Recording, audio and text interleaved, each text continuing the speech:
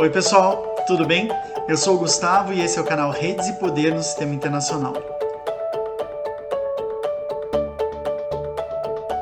Bom pessoal, no vídeo de hoje eu queria conversar com vocês sobre um tema bem importante, que na verdade surgiu de uma conversa recente que eu estabeleci no Twitter com uma amiga minha, a Lari Souza, uma pesquisadora muito séria, uma pesquisadora muito sabida, que tem pesquisado uma região do mundo meio problemática, né? Porque cheia de detalhes aos quais a gente não está acostumado recentemente. A Lari tem se dedicado à atuação da Rússia, principalmente no seu entorno próximo, e o desenvolvimento de algumas teorias, como a teoria de proteção dos compatriotas no exterior e a tentativa da Rússia de construir esquemas de nacionalidade jurídica e política e também cultural, claro, com populações etnicamente russas no seu entorno.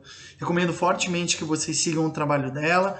Vou tentar colocar aqui a arroba dela aqui embaixo e já agradeço a Lari por ter me procurado, né, para a gente conversar um pouco sobre isso. A Lari ia dar uma aula sobre, na verdade acabou de dar uma aula sobre conflitos étnicos e a gente começou a conversar a respeito disso. Porque esse é um termo que é muito utilizado em relações internacionais, mas ele tem algumas questões que eu acho que são muito importantes da gente abordar. Então, em primeiro lugar, quando que geralmente é utilizado esse conceito, conflitos étnicos?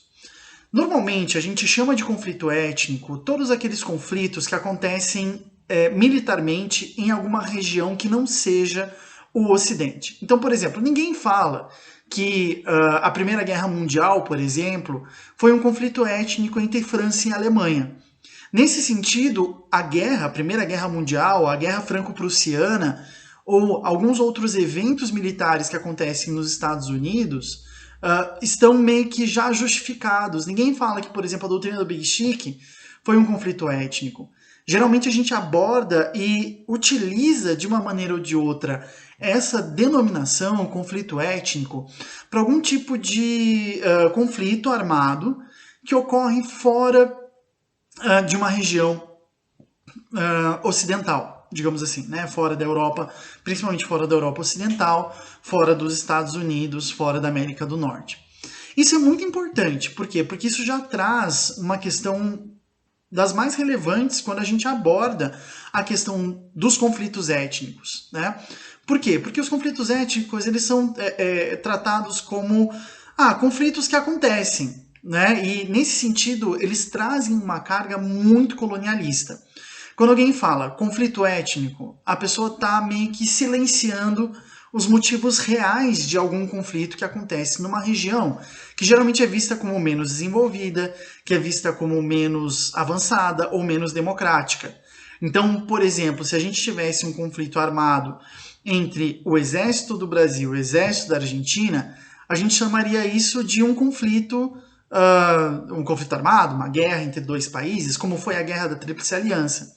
Agora, quando a gente tem disputas por terras, com relação a populações originárias, por exemplo, desses países, a gente fala, não, esse é um problema étnico. Né? E dessa forma, o que acaba acontecendo é que nós acabamos silenciando tanto as causas como as consequências desses conflitos. E por isso que o termo conflito étnico ele é tão problemático.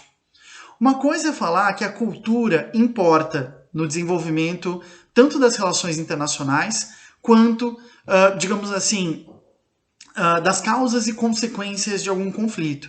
E eu acho que ninguém aqui está querendo menosprezar o papel que a cultura ou os discursos acabam tendo quando a gente fala de algum tipo de conflito armado, porque eles são de fato muito importantes. Anteontem, não me lembro direito, no começo dessa semana, quando as tropas do Azerbaijão ocuparam a cidade de Susha, ou Sushi, dependendo de que lado da guerra você esteja falando, houve uma comemoração nacionalista muito grande lá no Azerbaijão. Porque o nacionalismo ou os discursos culturais étnicos, eles são muito importantes quando a gente aborda a questão da mobilização de massas, principalmente, e da aceitação da morte de tropas, algo que vai acontecer quando existe uma guerra.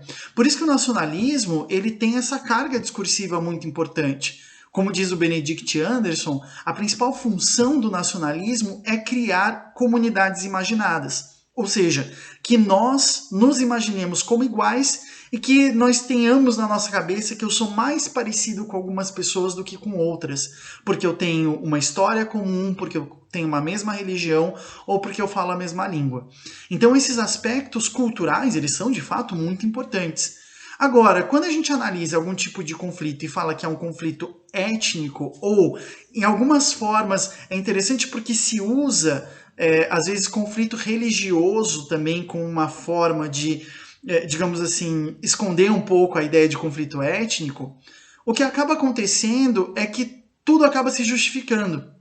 E aí a gente enxerga um tipo de apagamento, um tipo de silenciamento, até mesmo sobre as origens e os motivos das pessoas estarem usando a violência. Na teoria da guerra, é muito importante a gente lembrar que há uma paridade entre dois lados beligerantes, né, dois lados que estão em conflito armado e violento entre si, justamente porque há uma condição fundamental de igualdade. Ou seja, eu topo entrar numa guerra e poder matar um inimigo porque eu sei que eu vou perder tropas também. Porque esse inimigo, dessa maneira, vai ter o mesmo direito que eu de matar as minhas tropas. Esse elemento, ele parece meio lateral, mas ele é muito importante. Tanto que o Carl Schmitt, teórico, né, do nazismo, inclusive, recupera essa ideia quando ele fala de guerra. O próprio Foucault, quando ele vai desenvolver a ideia de biopolítica e quando ele inverte o princípio do Karl von Clausewitz, né, o Clausewitz que diz, né, que a guerra é política por outros meios. Na verdade, esse é um dos princípios menos trabalhados filosoficamente do Clausewitz. Se vocês tiverem interesse que a gente aborde um pouquinho essa ideia, a ideia de guerra no Karl von Clausewitz, coloca aqui nos comentários do canal ou avisa a gente pelas nossas redes sociais. Mas é muito importante a gente pensar que o uso da violência, ele estabelece então essa igualdade. Quando a gente fala de drones, por exemplo, o grande problema dos drones é que eles matam sem que a pessoa fique vulnerável, sem que quem mate perca vidas, como aborda o Grégoire Chamayou no Teoria do Drone. Então é um aspecto muito importante, são temas muito relevantes esses que a gente está falando. E quando a gente fala que uma comunidade pegou em armas por questões culturais ou por questões religiosas apenas, o que a gente acaba fazendo é falando, ah não, eles são loucos, eles não têm uma justificativa. Eles estão matando porque querem matar as pessoas e, portanto, são psicopatas ou sociopatas. E isso é muito problemático. A gente não pode entender conflitos como Ruanda, como Iugoslávia ou como o do Alto Karabakh agora, se a gente colocar isso como um conceito, como um tipo de conflito que acontece simplesmente porque deu na cabeça das pessoas. Porque quando a gente fala em conflito étnico, a gente está falando que é algo que é mais forte que as pessoas, é como se fosse quase uma mobilização por causa de alguma paixão, de alguma coisa não racional. Só que quando a gente analisa esses conflitos, há motivos, causas, razões, há questões muito importantes e que tem a ver sim com política, que tem a ver sim com economia, que tem a ver sim com cultura, mas não apenas. Senão a gente vai estar incorrendo no erro do Francis Fukuyama, que lá na década de 90 falou, ó, não, o que é importante agora nos conflitos vai ser a cultura. Então vai se opor Ocidente ao mundo islâmico, que é a guerra do século XXI. Bom, qual a consequência disso mais de 20 anos depois da publicação do livro do Huntington? Agora, quando aconteceu uma série de atentados violentos na França, 3 deles foram considerados ataques jihadistas. Um que foi, de fato, um ataque de um lobo solitário, né, de um terrorista, movido por uma distorção da fé islâmica, que foi de fato. Mas os outros 2, com as investigações criminais e policiais, percebeu-se que eles aconteceram por motivos variados. Um deles, inclusive, aconteceu porque um padre ortodoxo estava tendo um caso com uma russa que era esposa de um georgiano. Aí só pelo fato do cara ser georgiano e ser muçulmano, as pessoas já colocaram isso como mais um atentado terrorista que está assustando a França e colocando aí o jihadismo na ponta de lança da violência política. Então é muito importante que a gente analise os conflitos de fato. E é muito difícil, porque como a gente usa esse conceito para falar de regiões onde normalmente a língua que se usa ou o alfabeto que se usa não é acessível para nós, principalmente aqui no Brasil, a gente acaba usando essa definição mais fácil, essa definição mais tranquila.